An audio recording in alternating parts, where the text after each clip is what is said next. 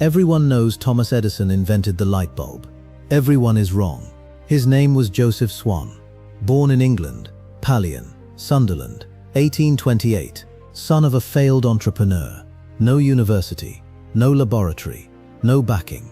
Just a chemist's apprentice in his hometown, who couldn't stop thinking about light. He had been working on it since 1860. 20 years of trying. He invented bromide photographic paper. He invented artificial fiber, the process that led to rayon. He had over 70 patents, but still, nobody had made a light bulb that worked. Then on the 18th of December, 1878, in a lecture hall in Newcastle, he switched it on. It burned bright for several minutes. Then it broke. But the idea was proven. 6 weeks later, he demonstrated it again. This time it worked.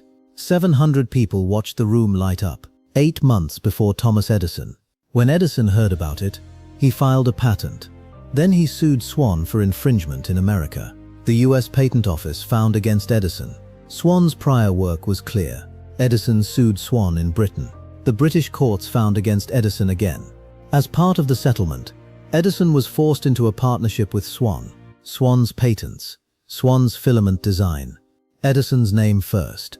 Eventually Edison bought him out. Swan was knighted in 1904. The Savoy Theatre, the first building in the world lit entirely by electricity, used his bulbs. But Edison got the credit. Swan got the knighthood. Nobody remembers. And history forgot the man from Sunderland. Did they teach you his name? Together we keep our history alive. Proudofus.co.uk. Be part of us. Be proud of us.